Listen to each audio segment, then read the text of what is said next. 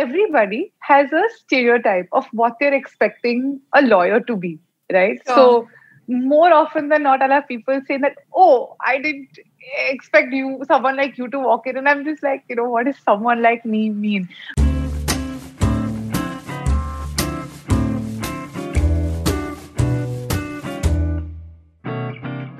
Our guest for today's episode is India's leading entertainment, music, and intellectual property rights expert, Priyanka Khemani.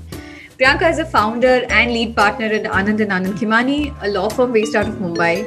She is known for her unmatched commercial and legal acumen in the Indian entertainment sector and represents quite a growing roster of musicians, actors, writers, directors, record labels, and a lot of other corporates.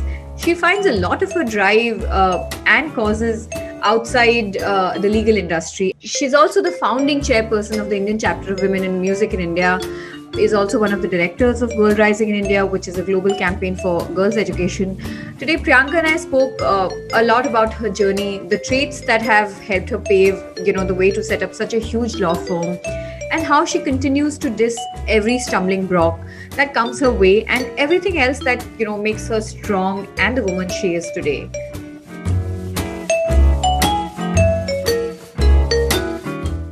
Priyanka, thank you so much for coming on this very, very special episode of Questions I Wanted to Ask with Anshu, which is me. And, I think it's a very personal introduction that I'll have to give, because I've literally seen your journey from, I think, some 7 or 8 years back when the firm was just Khemani and Associates, from probably 5 or 7 clients that you were handling at that time. I mean, they were big ones, though. There was Lataji, there was Sonuji, and all of them. But to now, I don't know. I don't even know, how many clients you have, or pretty much the whole industry, whether it's music, whether it's, entertainment, all of that. But it's so nice to have you on this. And, I am going to take the liberty of, because I've seen your journey so closely, I am going to take the liberty of asking you some questions which I think have not been asked before. And I connect a lot with you. Probably we've discussed them in the past before and all of that. But, just for people to know, Priyanka is one of the leading entertainment and IP lawyers in the country. Boasts her and her firm boasts of an illustrious list of clients, from Lataji. She's on the board of trustees for Lataji, Sonu Nigam, to Anurag Kashyap, to Sushmita Sen, to Badshah, and a lot of other clients. And it's just very, very beautiful that, to see somebody who literally, like I was saying before, has grown from literally nowhere, in terms of professionally, to where she is today. And for me personally, I think it's a very, very inspiring thing to have known her, to be friends with her, and, professionally having worked with Priyanka. So it's an honor to have you, Priyanka. Thank you. As you can see, I've just been beaming year to year, because as I'm sitting here, I'm thinking that if somebody had told me 8 or 7, how many years ago it is since you and I know each other, I don't think I would have ever imagined that there was such a beautiful friendship for me there. From the first time that you walked into that meeting to here today, doing this with you, I think with one of the people who knows me from extremely close quarters, the pleasure is all mine. So thank you. Yeah, I think one of the most interesting things about a friendship like that, which grows from a professional relationship, from that call, I think I think Priyanka and I spoke to each other for the first time over a contract call over, of an artist, where the artist was doing a certain show and all of that. And I think we just hit it off on that first call, to having worked with her for so many years on various big shows, small shows, to then, when I turned an entrepreneur, for her to have supported me as an entrepreneur, to inspired me directly, indirectly, at so many, in so many ways. It's just been beautiful. And, when they say that women don't support women, I just can't, I can't believe that, because I think I am actually an example of somebody who's been supported in such beautiful manner that I just can't put it to words. But I don't know if you remember, Priyanka, the first time we had met was, I think, 2014 or something, and people had said, oh, she's a very, very sharp lawyer.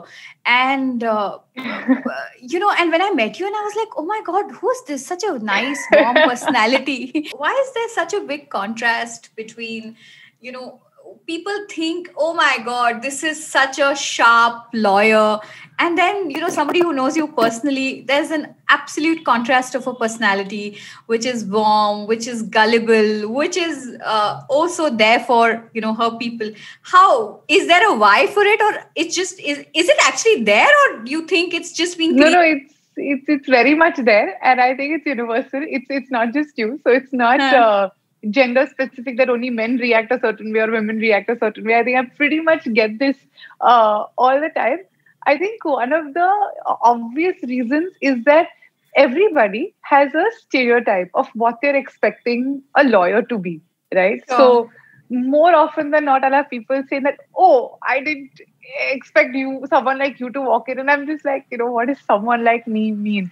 But I think I get it. Right? They're not expecting someone who's definitely not someone who's young, someone who's, has a pleasant demeanor, is not, the stereotype is, oh, a lawyer is going to be extremely aggressive and, very argumentative and all the typical tags that come along with being a lawyer. But difficult, and you can go on adding that the list of adjectives, I think, is endless.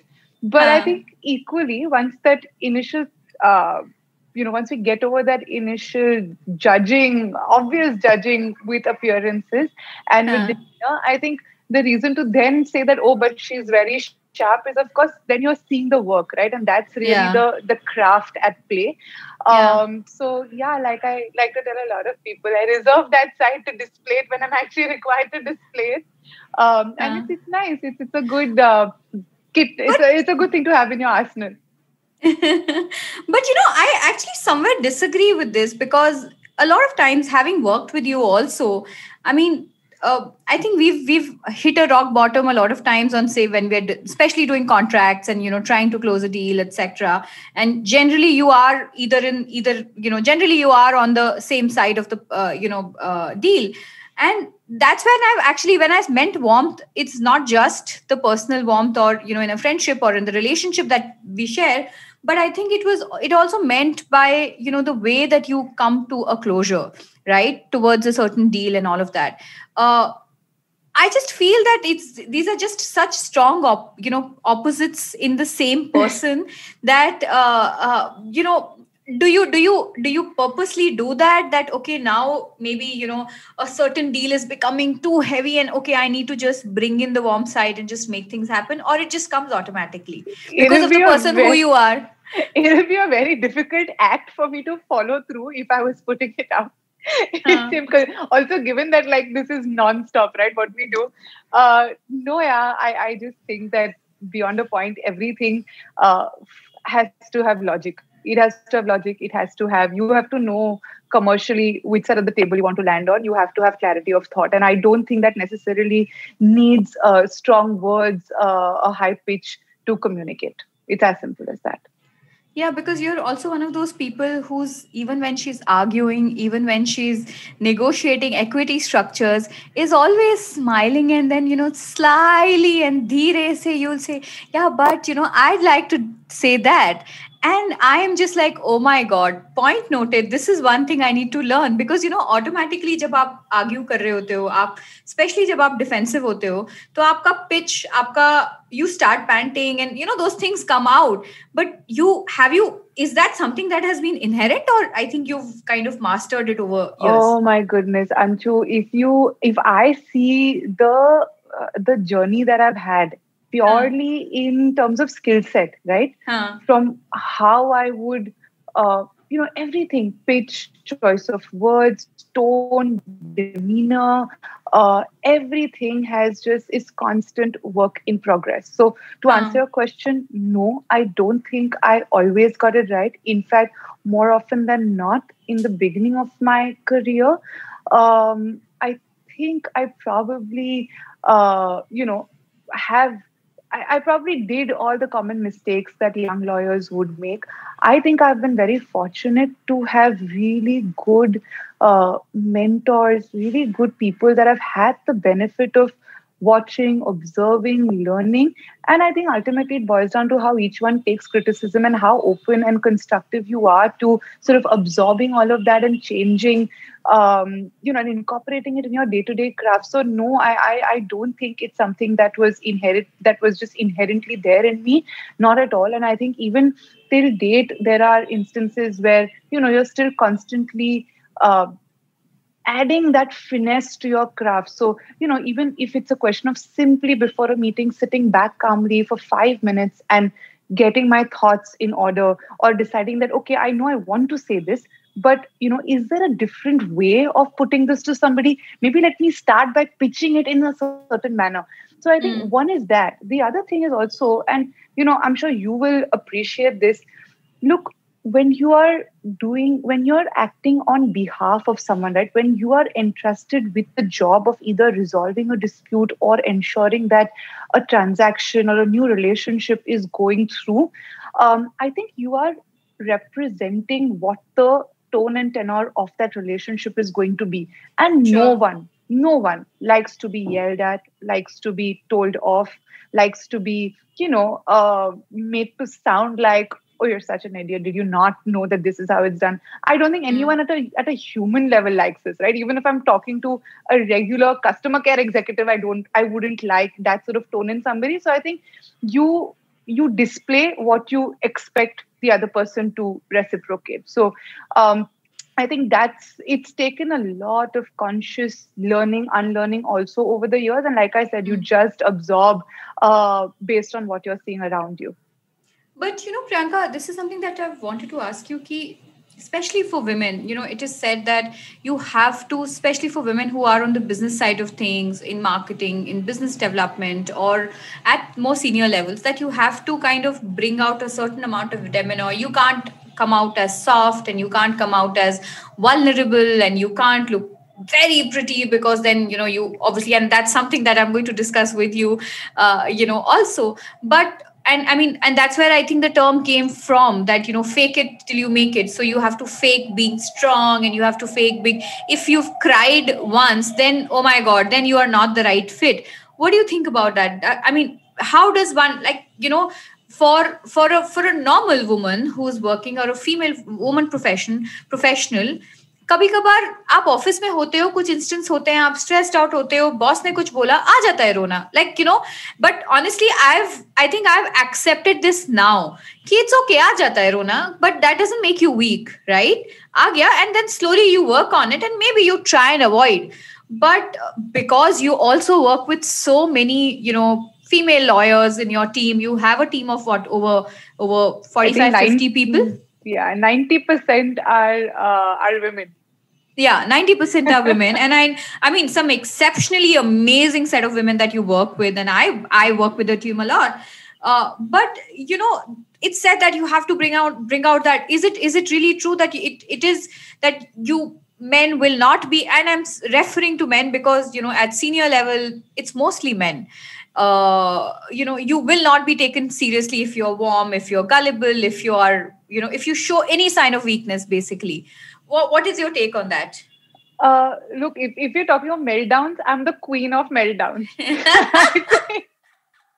I think anyone who's worked with me from close quarters, or who just knows me from from a close position, will know that I have meltdowns. I have a lot of them, and you're right. I don't think anybody likes to talk or normalize that, which hopefully should and is changing, I think, to a certain extent.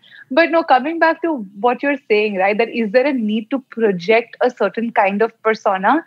I feel a little mixed about this. I'll tell you why.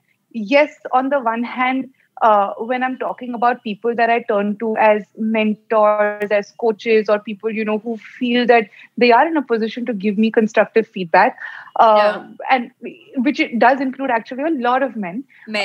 Yeah. It, yes, I will get tips that about, oh, there's a certain way to dress, or there's, if you want to be taken seriously, then, you present yourself like that, or, you know, uh, especially when you're women, you don't want to necessarily come across as quote unquote bitchy, for lack of a better word, right? Yeah. So Yeah. It's a you'll very get all common of word that. Or that. sometimes I'm told that, okay, don't wear this, don't post this, don't, uh, don't laugh too much, don't go meet somebody at this hour, and all sorts of things, right? But Huh. I think when I look back, when I take all of that advice, I do feel that some of it is also gender neutral. That's one.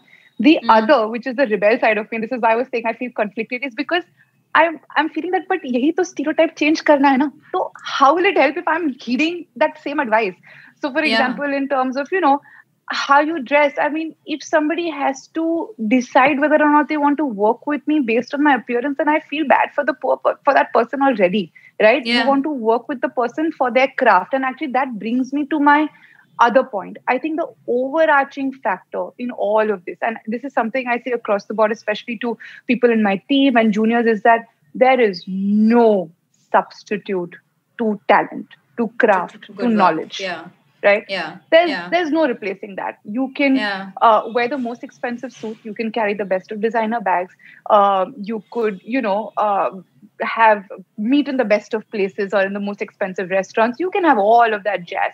But if you don't know how to deliver, if you do not know your craft, that's the end of it, because nobody remembers that, right? Nobody remembers that, oh, I went to a fancy lawyer who looked a certain way and who carried a certain thing and who met me here. No, people remember the result that you gave them. The only way to Sure. deliver that result is if you absolutely know what you are doing. And like I'm saying, for that there is no substitute. No. No, I mean, I agree with that. There is no, and there is no doubt about good work and talent and all of that.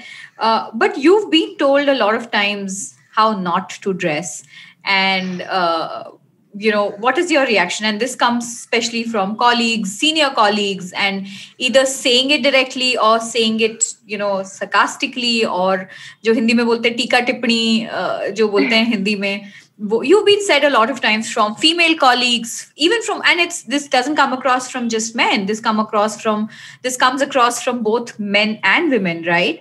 How do you respond, especially when it comes from seniors? Like, do you get do you start feeling a little do you start feel getting fear that, oh my god, this person's saying this, and you really pay heed to that advice, or whatever you want to call it, or you say कि नहीं, मैं whatever मेरे को जो करना है मैं करूंगी? I think there's a right place and a right time, Mm-hmm. right, for one to adopt that attitude. So as much as I want to, sort of display this new gen feminist attitude and say that no, but no one judge me on the basis of my looks. Equally, I live in a realistic world where I am conscious that there is a certain amount of patriarchy that exists. There is a Yeah. certain amount of I am in a profession that is dominated by men, that's dominated by older men, right? So there's it's foolish of me to want to just go ahead and display myself the way I want to, and just think that, okay, everything I should fall in line. No, I'm sorry, but it's a, whether I like it or not, it is going to be a slow systematic change. So yes, there, like I said, there is a right place and a right time for everything. So if I am to go to walk into a courtroom, there is a certain protocol, there is a certain discipline attached, there is a certain demeanor that's required, and that's required of me as a practicing legal professional. I ought to respect that, right? Because also look at it this way, what's the point of all of that, right? Or focusing on that look. Like I said, you're there to practice your craft. So if I'm going to focus on the look, I'm anyway doing myself a disservice, because I'm working twice as hard to make sure that I first get over the perception that the person Yeah. now has, Yeah. because Yeah. he or she is seeing a certain appearance, and then Yeah. get that person to focus on what is the words coming out of my mouth. So how is that benefiting me at all? Versus Yeah. if I had the opportunity of, meeting clients or having people in my office, of course, there is a slightly different playing field. The people you're interacting with are Mm. perhaps slightly different. So you pick and choose and then find that balance about, what is the right place for you to display or rebel cause or not.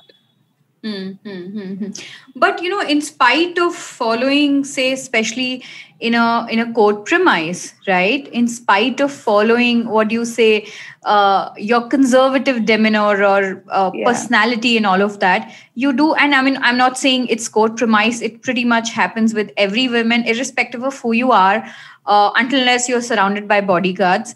That you have been touched in a wrong manner, you have sometimes been groped in a wrong manner. How does someone one at one place, you and I know that those instances have happened with you as well. I don't think so in Bombay, but I know you were mentioning once Yeah, of about. course. I think in the beginning of my career, I would be sort of going to all sorts of different lower courts in tier two, tier three cities. These are much smaller courts where, again, you, like I said, you're seeing a lot of men. Sometimes I was the only female advocate in that entire court premise, and you do have incidents. You could be clad head to toe, and which is why I think there's such an uproar, right? When people carelessly feel the need to say that, oh, but if you had dressed differently, this wouldn't have happened. No, it's got nothing, absolutely nothing to do with that, right? And if it's happening Mm, in a place like that, where you're really in that sense fighting for the right, fighting for doing things differently and doing things correctly, progressively, if it's still happening there. I remember very this thing. distinctly. I was in one of the smaller courts again, and you're just walking past different courtrooms in that passage, and I have this advocate who's perhaps my age or maybe a few years older, right? So in that sense doesn't even have the excuse of, I don't know, I don't even think it's an excuse for anybody, but Yeah, goes like, yeah. oh my god. And I was like, Oh God. why should someone feel the need to do that or react like that, right? Yeah, uh, yeah. so no, it happens. It very, very much happens. I don't think I don't know how much people talk about it openly, but like I'm saying to my point, that it's got absolutely nothing to do with how you're dressed. You could be clad Just, head to yeah. toe, but if somebody has to act out of line, that's the behavior you And need to check, yeah, not my and neckline. yeah. And honestly, like I said कि ये situation सिर्फ courtroom या मतलब एक जगह पर नहीं होती. This happens pretty much. I was discussing this with my husband the other day, that if you think that in spite of whatever is the uproar that has happened about gender equality and all of these issues in the last few years, you think that men will not pass comments to women at workplaces where organizations are following all the sexual what do you call guidelines, if that's this thing. I think it continues to happen where they're ogling at women's chest and all of that. And this is actually a crime. I mean, if I have to put But it that ways, can I right? tell you something? I think a lot of it sometimes is also unintentional. And, taking what you're saying Yeah, about because we are you and your not brought husband up the chatting, men. Yeah, even in the most sophisticated work environments in this yeah, country, right? yeah, Or just yeah. in other places also, I think it is so, it's become so subconscious, even when men end up saying it. And, I have a lot of male colleagues or male friends that I work with also, where Yeah, at least I have picked up on that and I can say, listen, you probably didn't realize it, darling, but this that is exactly. very out of line, you know? Yeah, And it's not just something that they're saying to me, but even when I see them commenting a certain way or reacting a certain way to yeah. something that a female professional is saying on the other side, I can sense that, say for example, the most common thing that I see is mansplaining. Yeah, And yeah, 100%. Oh. I think recently I've reached the stage where I've actually ended up telling certain clients also that, listen, I was completely quiet on that call. That's because Huh. all of you were just going at it and mansplaining the issue. Priyanka, do you want to explain actually what mansplaining is? Because a lot of people might not really, a lot of women also don't realize that they go through mansplaining probably every day of their life, work life, right? Especially, I mean, that happens in houses and in personal fronts for sure because of the patriarchal society we are in. But I'm saying professionally also it happens so much that a lot of women don't even realize कि ऐसी कोई चीज है.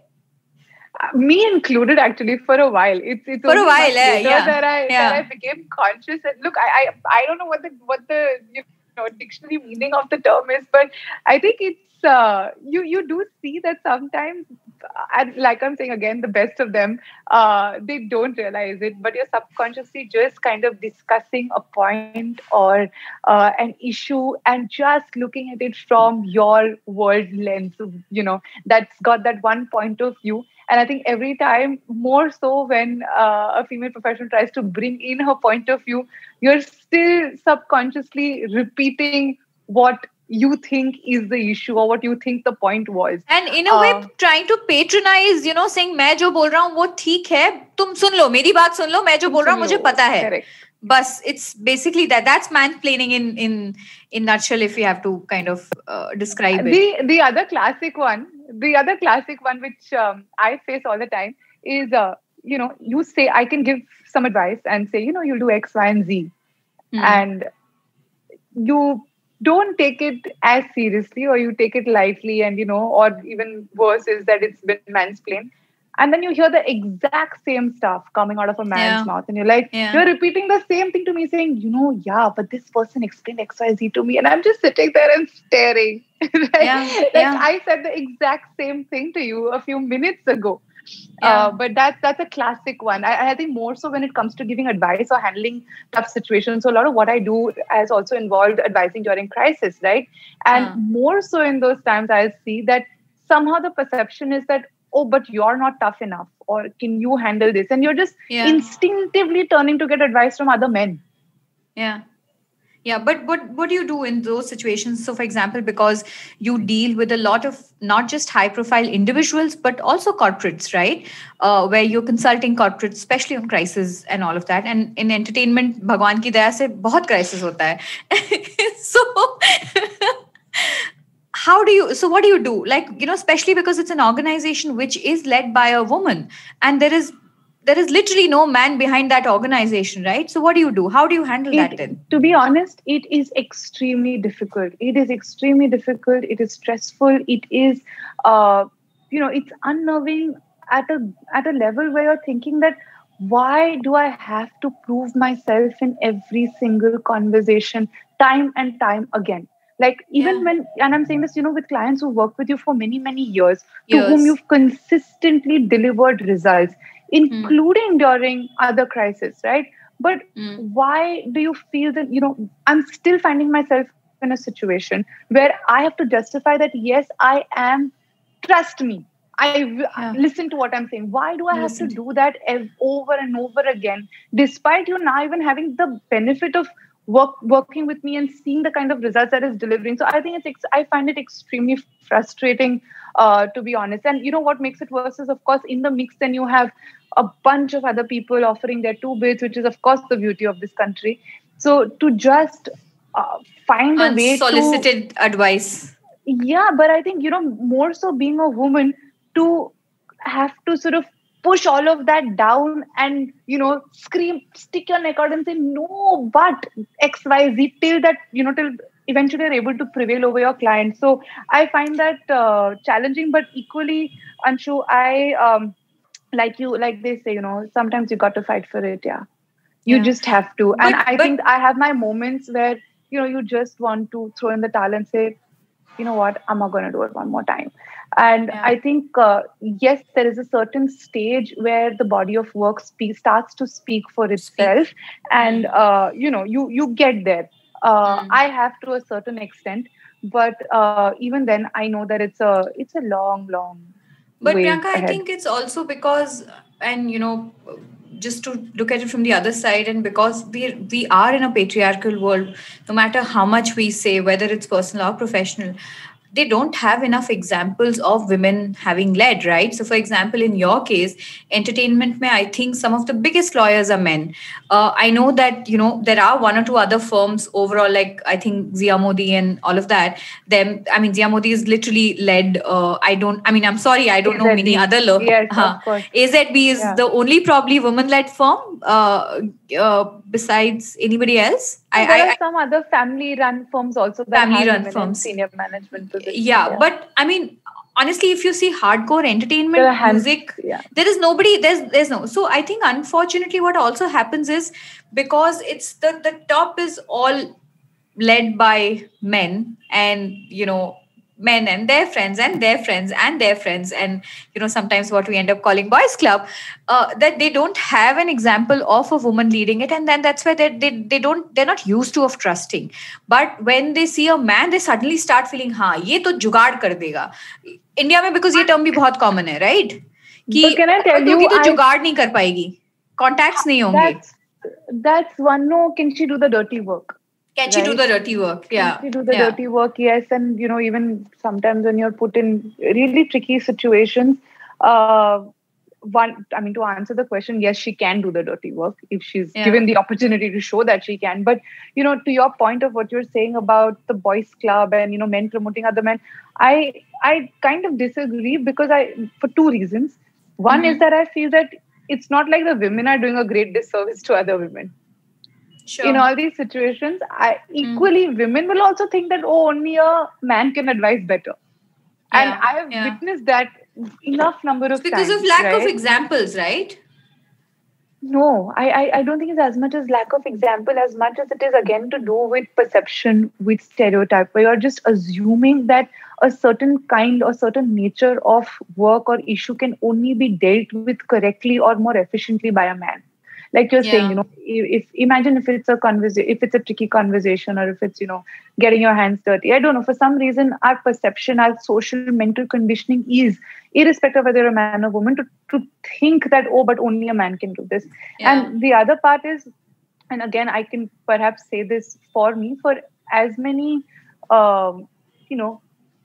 men and women who must have made life difficult, equally I've had a lot of men that have really championed for me. So I can't definitely be the one complaining. I mean, yes, I've had horrible challenges where I've been, and you know this better than anyone else, where I've been, periodically made to sit out of deals, for years been sort of on people's ban list. Or don't work with her, and all trickling down to some idiotic ego with some person high up there. But again, I guess it's a part and parcel of the game. But look at the journey. I mean, from being made to sit out of deals to people now chasing you to lead those deals and do closures. It's, what an inspirational journey it has been. Always comes to full circle. Yeah, if you keep trying this thing. But I think I just want to take a step back because हमने काफी heavy discuss किया है, Priyanka. But right off the bat. I thought I will talk about some other interesting aspect of your life which a lot of people don't know about, right? And I genuinely from the bottom of my heart intended to start with that. Unfortunately, I think it's because you and I, we kind of end up talking about these common issues or like topics, I would say, not issues. But, I just want to take a step back, Priyanka. You lost your father very, very early on in your life. And since then, I think you've been the man or the woman. Basically, you've been, taking care of the family, your mother and your sister. And what has that been like? Because, contrary to the notion that people think you must have had, some men taking care of you, or पीछे किसी का हाथ होगा, या कहीं ना कहीं से कुछ तो होगा, बहुत सारी अच्छी खराब बातें बहुत सुनने में आती है. But the fact is that you literally started from nowhere, right? From that. And I mean, I think a lot of newspapers and print media have, like, have covered those stories of you being from turning from a model to a writer to this thing. But I think I want to talk about what has that been of missing that one big father figure or father. I know you were very close to your father, but still, I mean, he was not there in your growing up thing. When you needed validation, where did that come from? When you needed courage, where did that come from? Because if you have that one big person missing from your life, right? Yeah. Where do you get it from? What made you run? First of all, I mean, I don't think there was a choice at that moment, right? You just needed to keep going. You have the responsibility of other human beings on you. So I don't think there's very little time to, in that sense, try and strengthen the core, right? And I did feel that at some point in my life, it caught up with me, right? Because you're so busy putting aside all of those issues that need the right amount of nurturing, need the right amount of care to give you that, sort of validation, yes, confidence also, that you're just sort of, going on because there's a fire that you're constantly having to put out. And I think in the last few years, and even now, I think a lot of it has been me trying to create that ecosystem you've been a large part of that, right? That really is the true currency you're going to have in life. 100%. Everything else is transient. It's going to come, go. But that one core system that you're able to sort of build, think of it, it's like a fortress, right? It's the wall protecting that.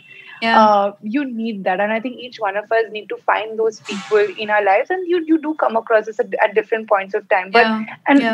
I think as you also grow, you are able to have more perspective when you're looking back and thinking what could have been different, or, this is what is causing me to react in a certain way. And we often see that there are, the roots of it are somewhere being laid right in the beginning. So I think during your childhood, early growing up, during your growing years, and I think you also sort of see interpersonal relationships evolve, change.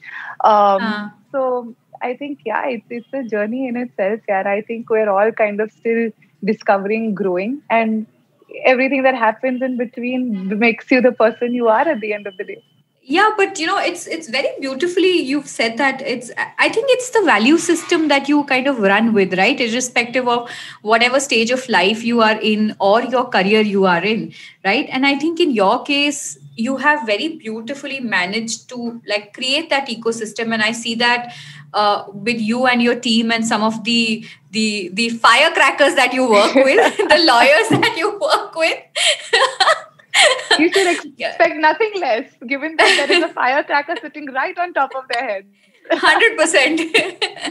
The firecracker of men and women that you work with, right? Who are a large part of your ecosystem, to some of your personal friends, and then your family, which is like, absolutely untouched from this entire thing.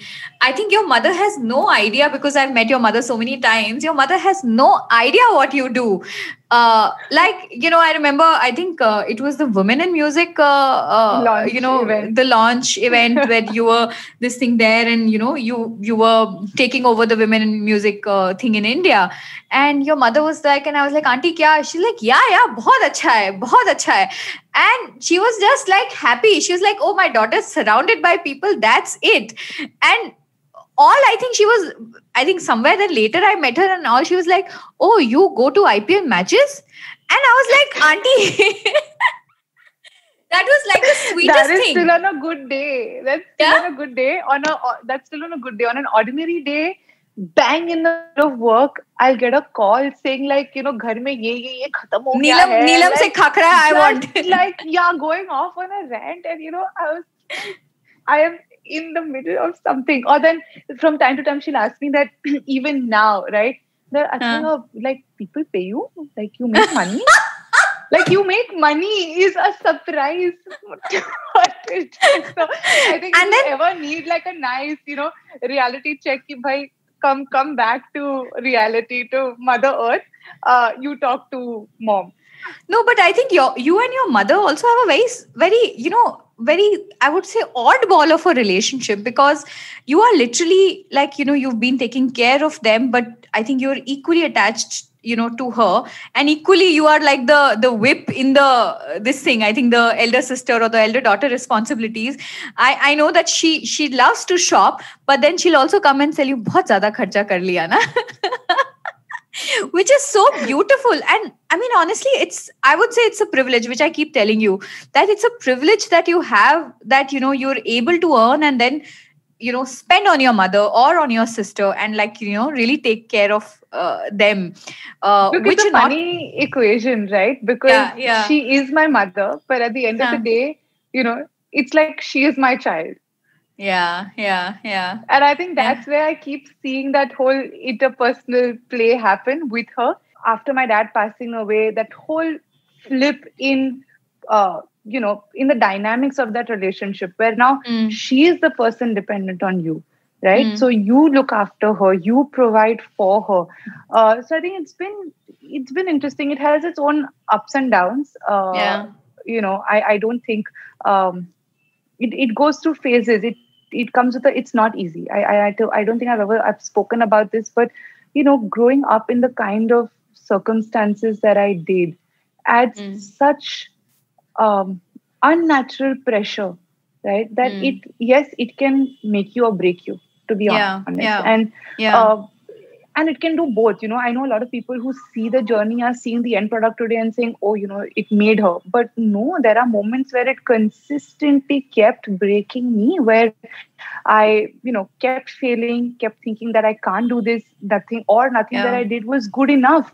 And a lot to get that sort of feedback from a parent can be yeah. even more unnerving, can completely your confidence takes a beating. But at the same time, to have the ability to put yourself in her shoes and appreciate where she's coming from.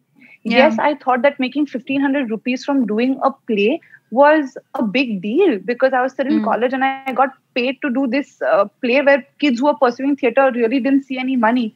But you put that in the hands of your mother, who is still responsible for these three girls that she's mm, entrusted with.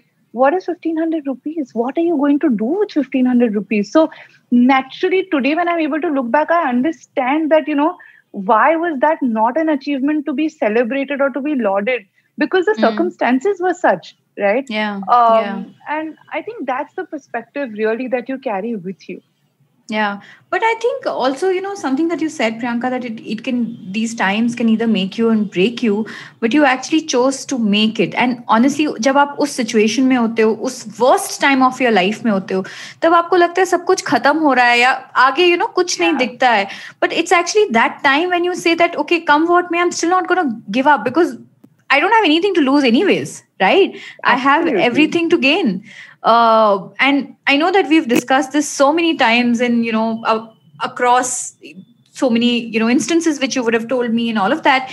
But I know that it just says one single message, that during that time, just don't give up, and maybe you 100%. you don't, I mean, I don't think so you would have ever imagined creating what you have created. I don't think so it was in the plans, right, to create a big firm and all of that stuff. You wanted to become Not something at else. all. I would You have wanted done to become. something creative. It was what I was passionate about, and not at all. Not pursuing law was the absolute last thing. I didn't even end up. I didn't even ever go to law school the entire first few months of taking admission and enrolling myself in that program, because Because you were busy fending for yourself.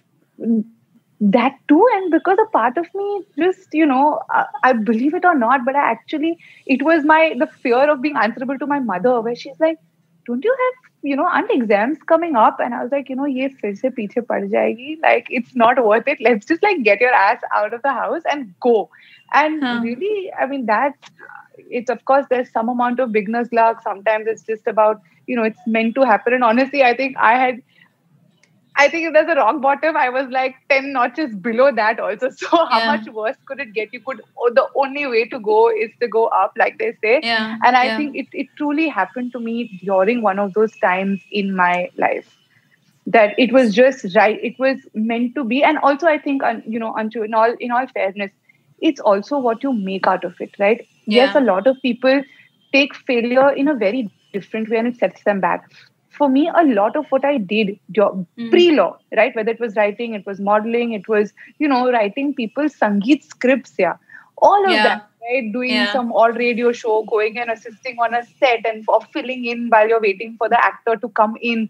All Uh, sorts of random odd jobs, but just look at the tremendous experience and edge that it it gives me gives today you. as Yeah. an entertainment lawyer. There are such few lawyers who are able to understand what is really happening on a set or what is happening in a recording studio or how is a film being edited. I think that's also one of the reasons, you are able to understand or relate to creative people so much, about their process, about their art, and, especially when you are, I think, dealing with production packaging and stuff like that, Yeah. because वहां पर इतना layering होता है production agreements में, IPs में, all of that, and IP, I think IP is such a contentious issue in the country, and I think world over, I guess. But the way you're able to deconstruct it, whether it's music IP laws or even in writing and for writers, etc., I think it's the relatability of those experiences when you are probably at your lowest that kind of go back to this thing. But tell me something, at what point did you decide to create a firm? I know you were working with, at the start of your career, you were working with a law firm. Then sometime you went to, I think, New York you went to. But at what point you decided, अब मुझे बड़ा बना? Like, did you have a vision board for yourself? जो आजकल सब करते हैं कि मुझे ये करना है, मुझे ये मेरा goal है. I mean, after maybe law, I'm saying till law, maybe you were not decided, or you had not decided कि क्या करना है and all of that stuff. You just wanted to make money. But when did that come through कि मुझे ये बनाना है? I think after I practiced for a while, and I wasn't happy about a few things, whether it was just general workplace culture, how the profession functioned, and this is not about a particular organization or a particular person, right? It was just what the system was, where I thought that this can be done differently. And Yeah. I decided to move out on almost a whim. But yes, the idea was that whatever I'll do, I will do well. Did I think or set a goal that it should turn into this? No. I don't think even the people who initially moved out and helped me set this up, I don't think anybody in our wildest dreams could have imagined that this is what we'll turn to. But I think all of us were on the same page that we wanted to do that something had to be done differently. Something had to be Sure. done in a manner where you're chasing excellence, you're chasing perfection, and I think the beauty of that is that it gives you this end result. You can't Yeah. be chasing an end result like this. It's not that. It's the process that you're really investing That's in. realistic. So, no, I think there was no goal setting exercise per se, but there was this, right? So when I was setting up on my own, a lot of people, a lot of other advocates who sort of started to find out would say that, oh, so you're going to have your own independent practice, and I'm like, no, it's not an independent practice, it's a firm. But they're like, yeah, but it's just one person, so it is an independent practice. And Yeah. it would just kill me that how are you not able to see this in a more in a grander way? Because yes, that little vision I did have for myself, that this Yeah, is so not you some had independent something. advocate Yeah. practice. This is going to be. Yes, I very much did want to create a workplace that had a certain culture, and I think that I'm obsessed with even today. You and Yeah. I have long chats about culture and setting culture right, and I think it all comes it trickles top down, right? In the best Yeah. of organizations today, you see that. And I think especially the legal profession, given how competitive it is, how ruthless it can be, I think it's one of the professions where people have the highest amount of burnouts.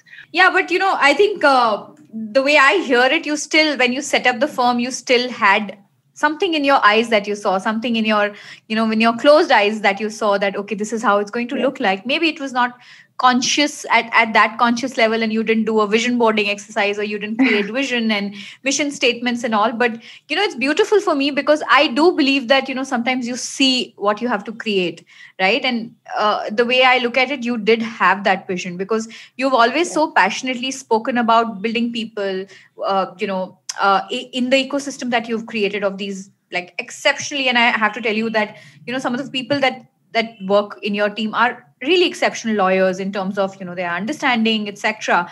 So it's beautiful that you had that in mind. But where did you learn all of this, like, about culture? You were what, how old were you when you set up the organization? Oh God, this is what, 7 This years is going ago. to be a long one, I'm guessing. Do I have to reveal age? Okay, don't reveal age, but I know it was quite young, late 20s and early 30s or whatever. Yeah, not even, I think it must have been like 25, 26. And I think a lot of people must have thought that this girl is out of her mind. Yeah. You were talking about culture. Where did you get that idea of, like, at 25?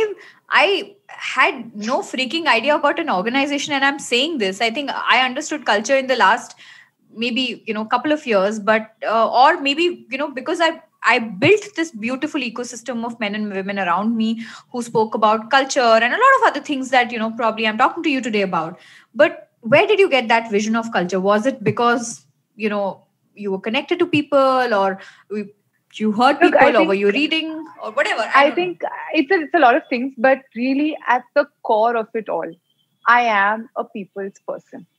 Yeah, I am driven by people, and I love driving and motivating people around me. Yeah. It's just inherent, right? It's you. Yeah. Whether it's my niece and nephew, whether it is your daughter, it is you, it's somebody else. And in college also, I was teased. I literally was nicknamed Dadi Amma, because I think I've always been that nurturing personality. That's the energy that you have. That's the energy you have. Huh. Right. And I think so that is at the core of it all. And I believe that you have to show love and respect, and you get love and respect in return. Right. Yeah. And I think that sort of goes to all relationships, personal, professional, at work, amongst friends. There's no excuse to not be kind, to not show respect. Everything else can happen, right? You can be competitive, you can be an overachiever, you can go out there, you can be a perfectionist. All of that is there. But I think there are certain principles that are at the core of all of this. And I think for me, that is what I saw there was opportunity to create. And you'd be surprised how many people get drawn to it. When I'm saying this to you, you feel that, but this is the most basic thing, na? Yeah. But I think more so in a professional environment, we just don't practice it enough. We forget to show love. We forget to show compassion. We certainly don't show respect. And somehow, or we think that all of that has to come with age, with hierarchy, with seniority. So I was just conscious. Yes, to a certain extent, I wouldn't say I was a victim, but I faced it to a certain extent on my own. With the various different jobs that I'd had, different organizations I'd been in and out of. So it was learning from all of that and thinking that, if I don't like getting treated like this, I certainly can't treat people like that, right? That is the number one thing. And I think number two is to take inspiration for culture. I think I just like to read and see and emulate what others are doing. And when I say others, I actually don't look at any other law firms at all. I think people would be very surprised to hear me make this confession on your podcast, Anshu. But I think for someone who's perceived to be, in that sense, a partner of a successful law firm, I actually know very, very few lawyers, very few partners, very few judges. I certainly don't know the industry gossip. And honestly, I'm not saying that that's out of arrogance, right? But for me, I think I look to inspiration towards other sectors, to other industries, and pick and choose what they have done to bring it home here in my profession. And I think that's just that's a formula that's worked for me, and I probably will stick to it for a while. I think it was so beautiful, because it's so beautiful what you just said, that it's the people that you wanted to be connected to. It's making them happy made you happy. And I know that most of your lows that I have seen, or what you call like temporary meltdowns that I have seen, is basically when you've been let down by people. I think most of them, I've never seen you upset about losing a deal or not having a deal, or, oh, revenue come. I don't even know. I mean, that conversation though. That's true. And you're I've right. never, now that yeah. I'm thinking about Yeah. Most of your meltdowns is only when somebody, you professionally or personally have connected with, and that person has let you down. I've never seen you, in any other scenario. But I guess, I mean, that has its own, strengths and, kind of weaknesses, because those are the people, if you are blessed to have a strong ecosystem of people around you, both personally and professionally, you get wings to fly, right? Absolutely. And when you are low, or when you have nothing in hand, right, those people absorb your energies and like help you settle and relax and 100%. calm down, right? And it's so beautiful, that process. And whether you're a man or a woman, I think that process of having that ecosystem around you is so important. And I think I realized that ecosystem, and I've been blessed to have that ecosystem, this thing. But the same value or same personal value that you've had also kind of led you to see exceptional professional success as a lawyer, as a firm, when you started connecting, or you're probably one of the only few lawyers who connect with international teams and international clients and record labels and all of that. I think no other law firm or entertainment law firm has been able to gather that kind of feat. Priyanka, I want you to talk about that journey, because a lot of us who don't know how would you have created that network of international clients, whether it's a Netflix, whether all of these international record labels that you work with, right? I've seen huge part of that journey of how you do that. And I think for me, it's actually personally very inspiring, because you've literally taught me some of those things on, I might be a great salesperson or a business development person, but I don't think so. I've been very great at marketing myself, right? And this is something that you and I have spoken about, because a lot of women are not good at marketing themselves. Most of them are not good at marketing themselves.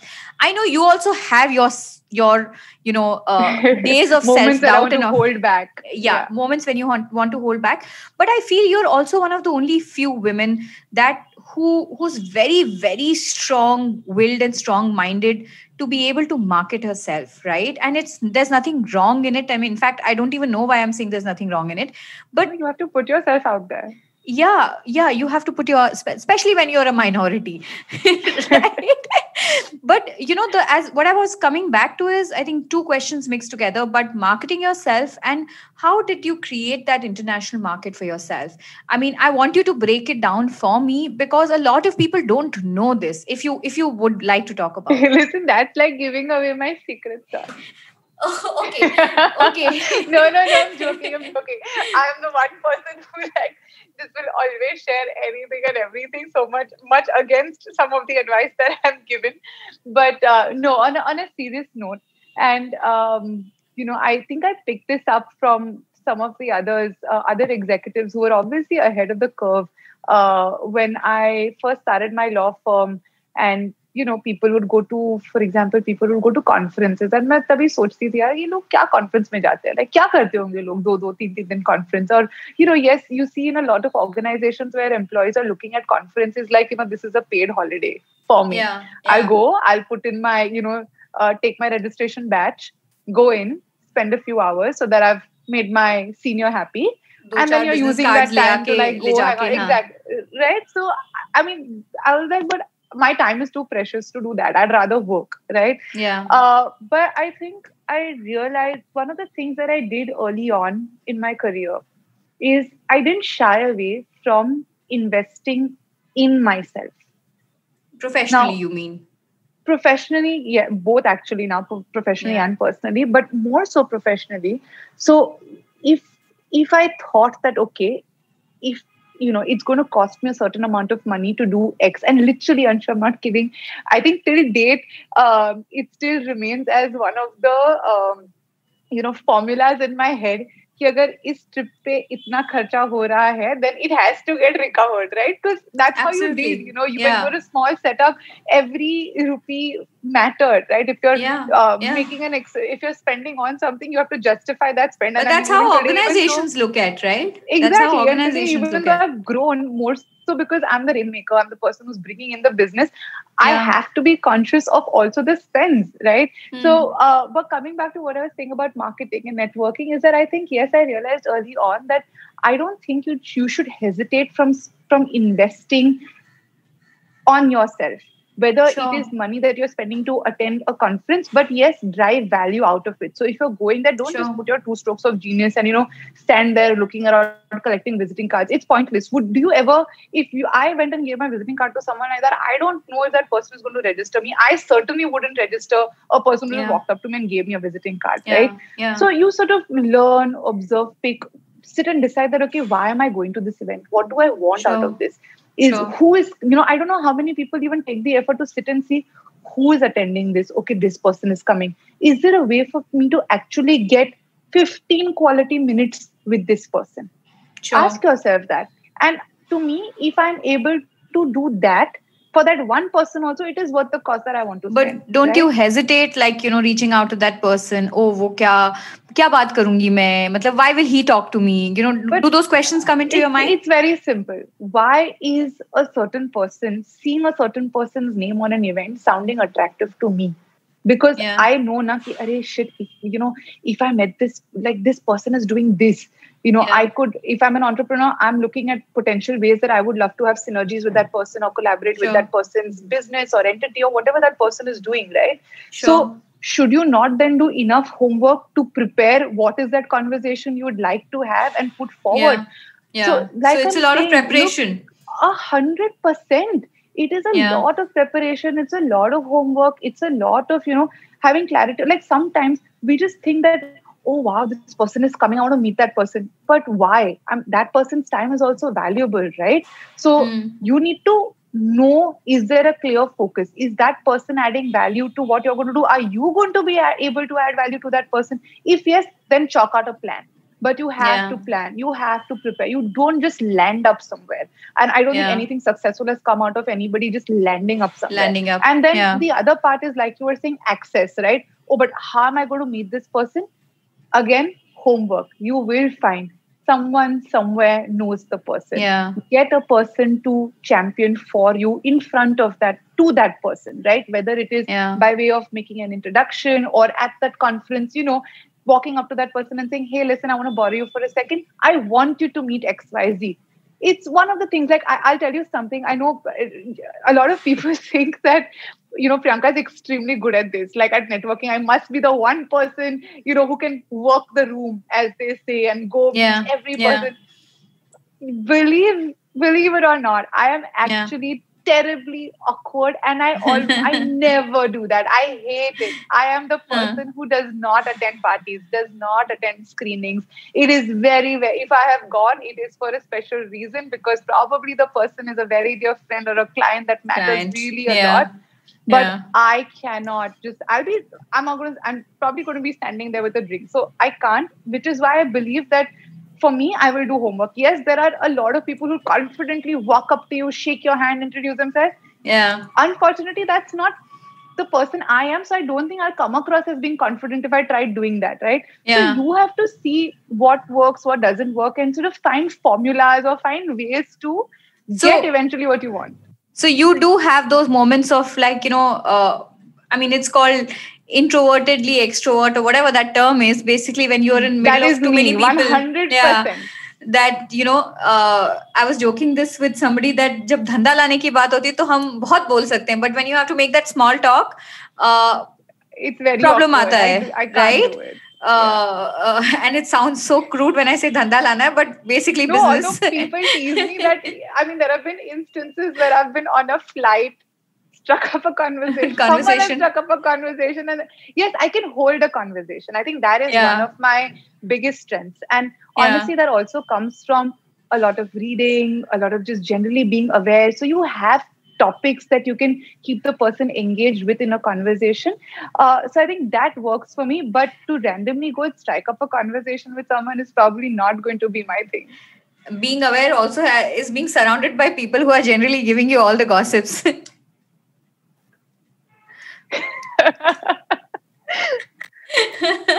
All the time, keeping me updated. That's like the thing. I mean, there's so much always happening in our industry. मतलब music में कभी कुछ हो रहा है, अभी पूरा ये internet, this entire creator ecosystem, Bollywood is separate, and you know, like I said, भगवान की दया से हमारी industry में crisis की कोई कमी नहीं रहती है. कुछ नहीं होगा तो production set पे crisis हो जाएगा. So and it's all so fast moving and fast changing. It's all so fast moving, yeah.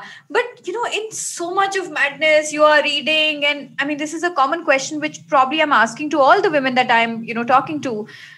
How are you maintaining your sanity? And are you able to maintain your sanity, first of all?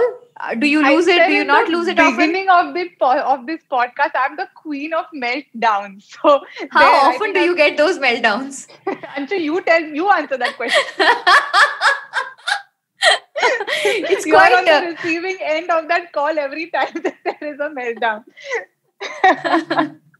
No, it's privileged it's privileged information, unfortunately. Everything. No, but it's hilarious how I think at some point I have to get you to sign an NDA, Anshu. Don't worry, I got it. No, but I think in terms of maintaining sanity, lots of things. I have a great ecosystem of people, both at work and outside, that I've surrounded myself with. Like my immediate core team at work, they are amazing people.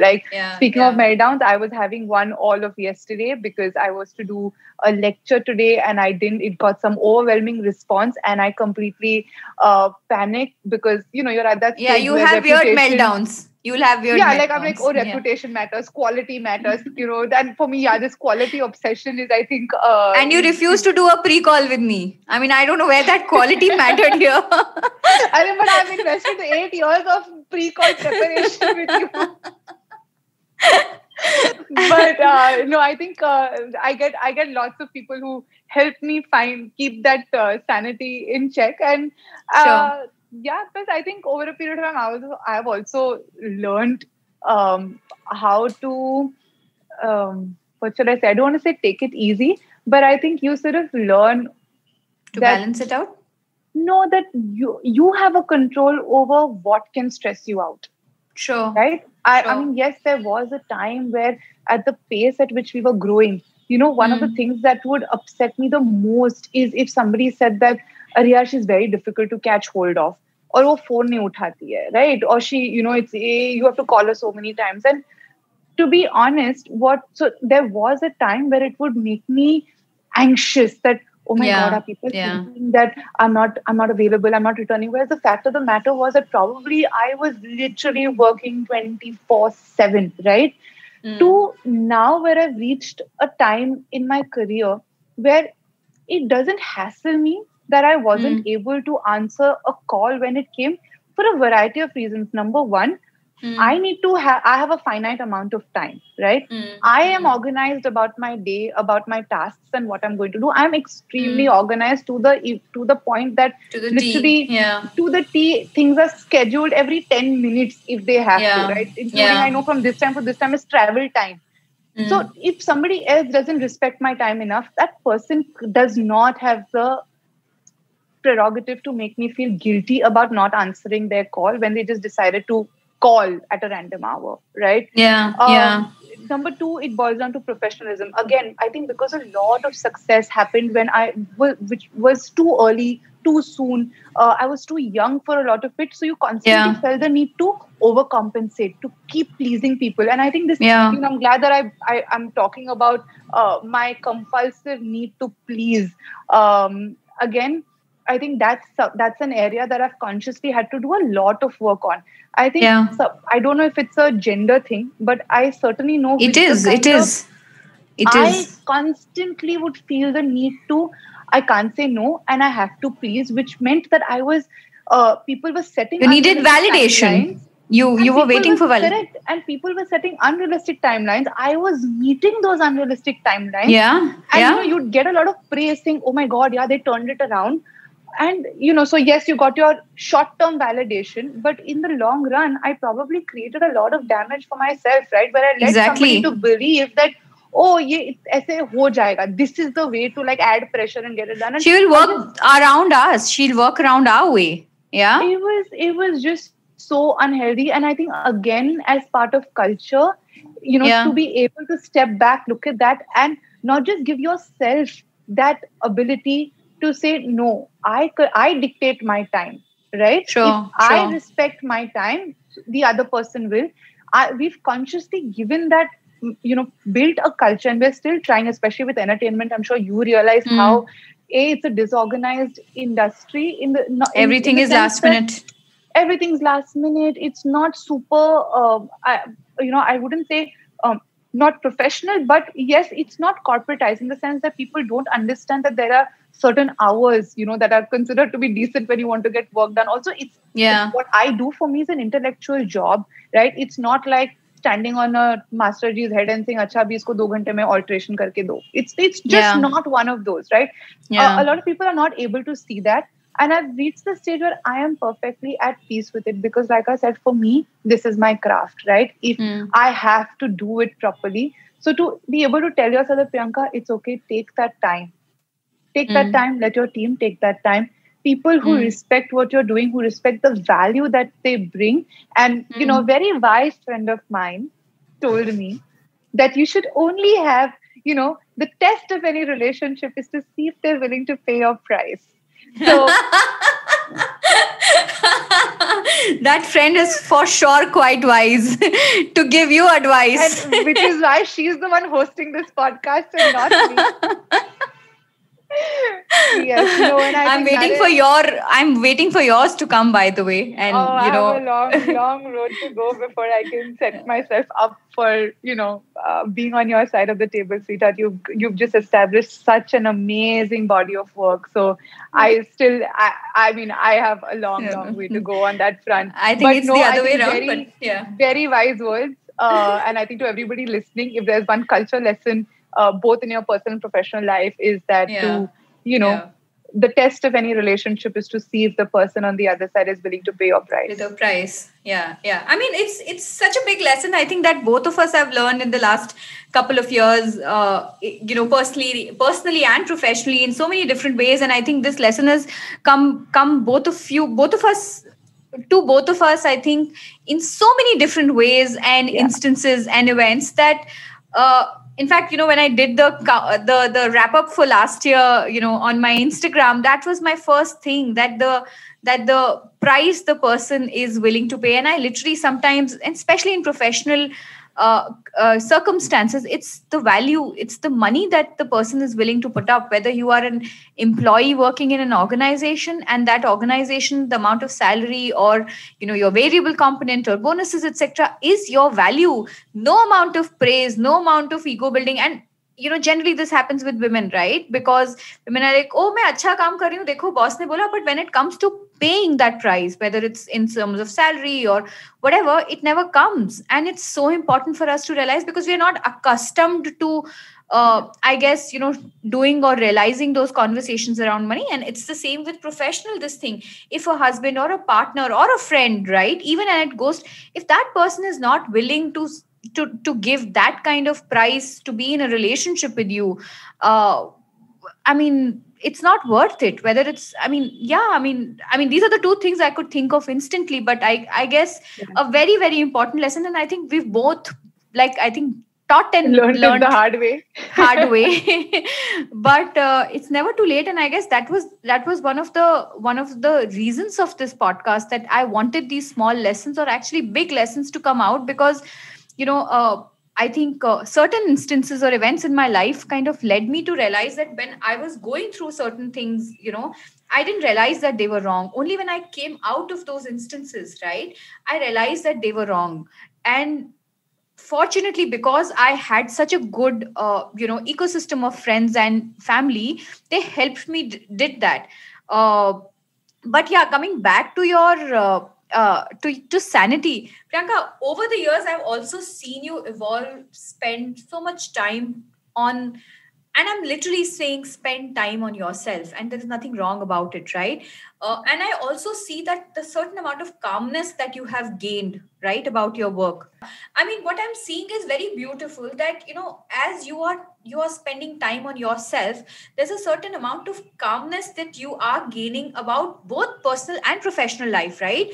Like that thing of being hyper and saying ye ho gaya wo nahi hua abhi isko karna hai, that thing has just certainly come down, because the more you're spending time on yourself. What has that realization? I know a lot of it happened during lockdown, and you like, but you've always been somebody who's so self aware of eating healthy, and putting the right things to your mind also, right? Yeah. But what has that been, and how you've been working on yourself? I think it's been a long journey, Anshu. It doesn't. It's definitely not happened overnight. Yeah. Like I was saying, I think I so much of what happened was so soon, right? Yeah. And with the extent that it was, that you just were telling yourself that no, this is the only way it's done. Till you Yeah. realize Yeah. that it's not. It's perhaps not sustainable, and that's Yeah. not the only way it's done, Yeah. right? Because Yeah. there has to be a quality to your life. What is the Yeah. point of burning the Yeah. candle at both ends if still at the end of the day it's leaving you feeling anxious? You're letting people, still give you a hard time for, not answering a call, or just you're sort of sitting back and thinking that what end? And if Not closing an that's agreement in 2 hours. I mean, all sorts of ridiculous Yeah. pressure tactics, and all sorts of ridiculous things that come with it. But Huh. I think uh, what again, I think what I have at least come to realize is that when people have to truly value the craft or the value that you bring to the table to want to work with you. If somebody Sure. is working with you because they think you're cheap, you're fast, you're this, you're that, no. If I want to work with people who have respect for my advice, who have respect Yeah. for the work product, and Yeah. if that comes at the cost, with if that takes a certain amount of cost or time, then it's worth it. And I think people who are able to see that value is the kind of people you want to work with. There Sure. was a time where I think to grow a place or to grow any business, right, like any entrepreneur, Mm. you're probably saying yes to anything and everything and bending backwards to make things happen, especially for people like you and me, are also in the service industry, Yeah. right? Yeah. You're constantly conflicted about uh ठीक है, it's fine, it's Pleasing clients, because pleasing especially if you're clients dealing also with because it's, artists. and ultimately it's adding to your take home at the end of the day, Yeah. right? Yeah. But I Yeah. think consciously over a period of time you start assessing more and more. Again, I think it's also the 80-20 rule, right? What are you Mm. spending your time on? What is On. adding value to your life, even professionally as a Yeah. lawyer? And I Yeah. think I was able to discover that yes, there are certain strengths, there are certain areas even within entertainment that has come to become an absolutely undisputed expertise, right? Yeah. And to be able to hold on to that, if it requires me to be exclusive, if it Mm. requires me to be premium, if it requires me to hold on to that quality, it's fine. I have to Yeah. be at peace with it. So I think that Yeah. realization is important, and you will see that actually that has added a lot more value in every sense to what I do.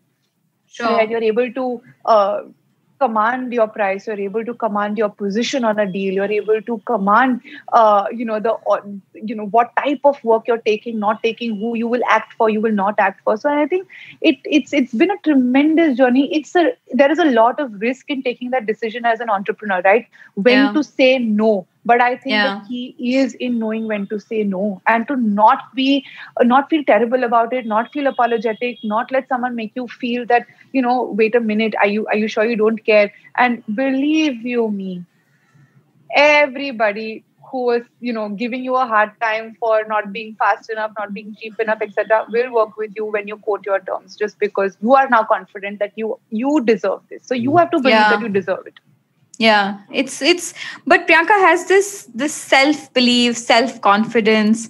I know it's been a journey again for you, but how does one do that? Like, how do you believe that? How do you build that self-confidence? I know, I mean, life teaches you.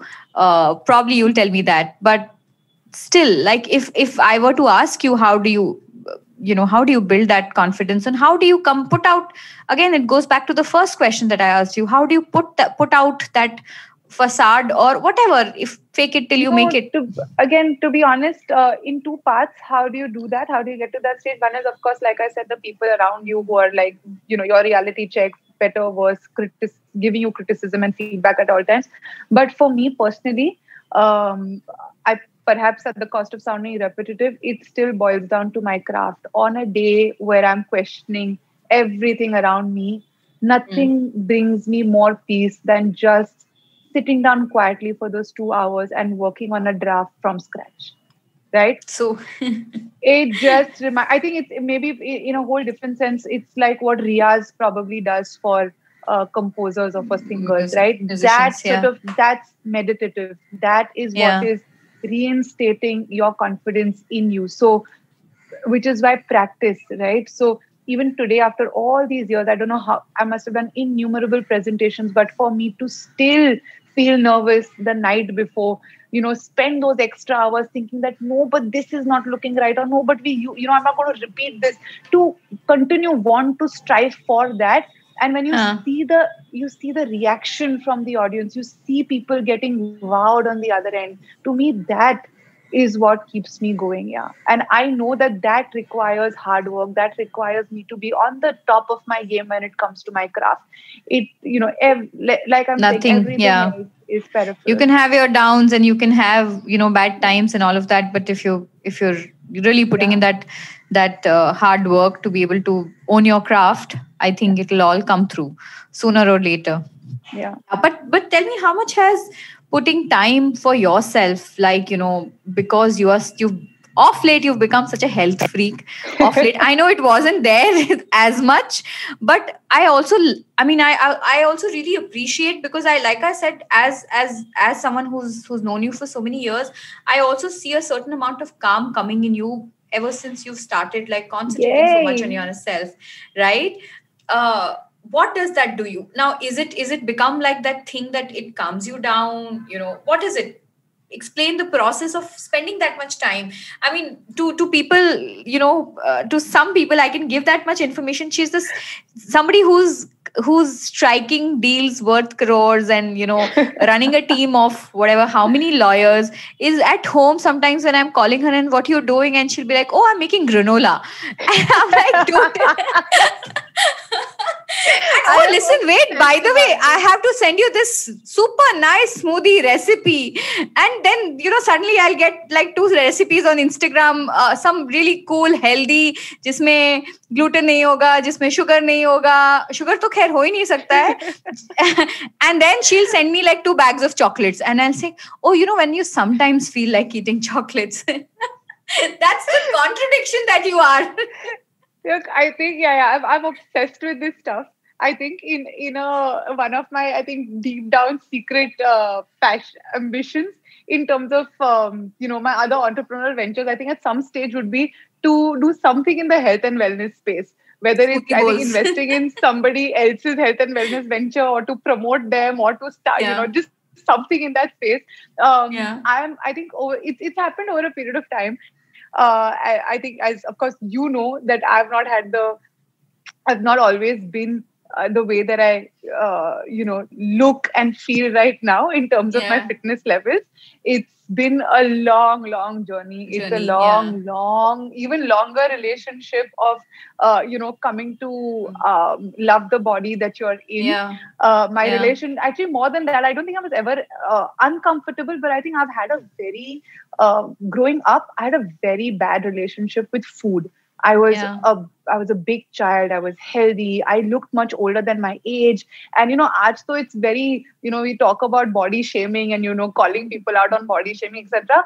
But उस time पे this is, I'm reality talking में about कुछ 30 नहीं होता years था. ago. You had uncles and aunties who said कि अरे body बहुत अच्छी है, right? And you're calling a girl's body and like showing like biceps and all, and it would just like you'd be mortified, right? And I think again your closest people end up giving you that sort of criticism physically. Yeah. So I remember doing ridiculous things. Yeah, like I would end up eating my first meal all through school only when you came back from school at about 2 o'clock. So imagine you're up since whatever 6:30 because you've gone to school. You've gone to school in the morning, nothing for breakfast.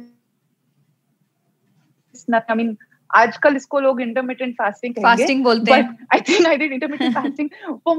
Wait, so you did that, but it's so. I don't know if it's necessarily the healthiest relationship to have with your body, right? And because of that, you were only eating big meals. You didn't know how to control portions. I mean, I remember there was a time I was in the 5th grade and I'd eaten 36 vada pavs in one go. Yeah, wow. Like imagine if someone looked at me today. Somebody give her one vada pav to eat. I would put a lot of people to shame when it came to eating. I have an appetite if it came down to it. But yeah, I think even till date, that's still some, of course, over a period of time you've learned to understand how much food your body needs at one given point of time. But yeah. I've had. It's taken it's a long journey. I've tried a lot of different workouts. I think fitness was something that I've always sort of been a part of different sports and played a lot of different games. And I've always tried something or the other. But I think to coming back to, I think now, I absolutely look forward to it, because it's my time. It's that, 30 minutes, 45 minutes, hour where you just disconnect. It's taking away from everything else and nothing else matters when you're there because you're just so focused. So I absolutely look forward to it now. It's basically also, in a way, it also gives you that control over your own mind because, while everything else that you're doing is just not in your hands, right? This is the only thing I remember, during lockdown, you were telling me, but this is the only thing that I have control over. And I was like, yeah, I mean, you and I have had so many of these conversations on health and food that it's difficult for me to, imagine her eating vada pav. 36 vada pavs because यहाँ पर एक I've never seen my family when it comes to biryani. Like that's my one. That I know. That I know. But I think Priyanka, we can just go on and on. It's almost like, I think, 1.5 hours since we're talking. But I just want to ask one thing, which actually came from our producer on the podcast. And he said, listen, Anshu, I've been reading so much about Priyanka, but I just want to know कि इतना planning करने के बाद में अगर life plan नहीं होता है तो क्या कहीं से मेरी सारी planning fail जाती है. So I think it goes back to the question that did you ever plan this? And if you didn't plan, then, how did this just suddenly happen? Or, what happens when your planning goes wrong, right? For your career, especially career-wise. A lot of these young kids, especially, people, artists that we work with, never goes planned. What happens? How do you deal with when your planning doesn't go well or it goes wrong? I think it's difficult, and it's heartbreaking, like it would be for anyone, right? When you have a plan and something doesn't go as per plan. It's whilst the legal profession was not part of the plan, a lot of the things after that have had a plan, have had some thought. And even today, plans fail. Things don't go as you thought they would. Things actually don't turn out as you thought they would. And I think that's the beauty of it, right? And that's where you learn the most valuable lessons that life has to teach you. Even today, you'll find situations. There's so many examples. Yeah, you could have an employee that you hired who you thought could be absolutely stellar, will someday end up becoming your number two. But over a period of time, you start realizing that there are severe cultural differences. For example, right, and that didn't go as per plan. But equally, and as cliche as it sounds, you are exactly where you need to be. And when something Yeah. doesn't go as per plan, there is a reason, because there Reason. is something else in store for you. And I think I'm probably the poster child when it comes to this. I planned something very, very different for myself. And I think I resisted the universe telling me otherwise for a long, Yeah. long time, at Yeah. the cost Yeah. of, upsetting a lot of people close to me, at the cost of almost not realizing that, yes, look, but there are others who are also dependent on me. I can't be, this hippie chasing some dream, wanting to, do what she wants to do.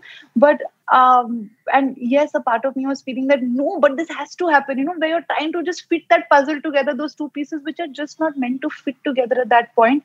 But uh, like I said, it just has something completely different in store for you. And even though at that point of time that particular thing didn't work out or didn't go as per plan, it is going to fit into something else. And it Else. did with Yeah. me. And I Yeah. can say this, I think, for everybody else. So many people that I've, that I talk to, that I help, you know act as a sounding board and listen to what they went through in their lives or what they're going through, and you'll see that you are exactly where you're supposed to be. Yeah. Yeah. Priyanka, just one question. I think we did discuss this, but I think it's a question which a lot of men have to ask you, right? Uh, with your personality, with the pleasant demeanor, as you would say, uh, do you get asked or do you get taken not seriously and so, oh, ye to sundar hai, matlab ye dumb hogi? And do you get that a lot? A lot of men actually find me scary. Yeah. Now you are diverting the question. No, but I think yes and no. You're Hmm. right that a lot of people end up judging you for the way you Hmm. look or Yeah. the way you are, or they Present think yourself. that, oh, because she's nice, she's Beautiful. not going to be Huh. tough. I Yeah. mean, a lot of clients, and actually, this is one of my clients who today is one of my dearest clients and also a very good friend. But I remember the first time when I met him, he looked at me and he said that, "You look so nice. Are you sure you'll be able to do this?" Right? And I get that all the The time, time. right? Yeah. But I think very quickly in the equation, and I think usually it's at the end of that first conversation where they realize, and that's what, Anshu, I think it boils down to, is how you're going to conduct yourself professionally. I think you get to draw that line. You get to Sure. dictate what that is going to be. Yes, if you are, wanting to sit there with the client and then laugh and giggle and, continue that charade, then, that's the perception that you leave. But if you're Hmm. able to, bring that first comment in check within the first few minutes of it being made, um, take it from me, it's never going to get repeated for the lifetime of your relationship with that particular person. So I think Yeah. it's how you set the tone of that relationship. Yes, you do end up working twice as hard at times, because like I said, you want people to get over that initial judgment of seeing, oh, that she looks a certain way. But like I'm saying, really, you have to set the tone, and there's no other way of doing it. And I've realized this again with a lot of very, very bitter feedback and the harshest of criticism from other male friends, right? Who've taken it upon themselves to champion for me in different ways, who will tell me bluntly that, boss, if someone says this and tum uske upar haste ho, you are encouraging that reaction. Then don't come cribbing about it, saying, oh my God, every single time, people say XYZ. So Hmm. I think there's a lot of feedback there about, and I think the one tip that is, if I can share, is nip it in the bud. Yeah. Yeah. Yeah. I mean, nip it in bud and just be as bad as you can be. For me, I think, I'm just going to sum up this conversation. I can't sum up actually. It'll do a lot of injustice to it. But Priyanka, you are someone who's a perfect example of grit, determination, badass, and absolute beauty with brains. But I think at a personal level, if I have to do this, it is just all heart and all pure love and inspiration, and I think I'm just so fortunate to, have you around in all possible ways, to have met you so many years back, and, to be able to have this conversation now. And I know that while I'm going to be interviewing a lot of, I don't know if it's interview, but I'm going to be doing a lot of conversations with a lot of other women that I really admire and take inspiration from. But I think this was probably one of my closest, because you and I have literally grown up together in that sense, especially professionally, and it was just absolute honor to have you. Oh. Thank you so much for doing this, and I hope we release this soon and people get to see the charisma that is Priyanka Khemani. Thank you, and thank you for having me. This has been absolutely special. Thank you. Thanks, Priyanka. Bye. I'm just logging off. Thank you for watching this. If you've enjoyed this conversation, make sure you hit the like button, comment what was your favorite part, and also subscribe to the channel. Don't forget to press the bell notification to never miss a new episode, because we have a lot more coming. This podcast is available on Spotify, Apple, Google, JioSaavn by the name Questions I Wanted to Ask. You can listen to it wherever you like. Link will be in the description. You can follow me on social media, Instagram, Twitter, etc. And all the links are in the description. Thank you for watching. I'll see you in the next one.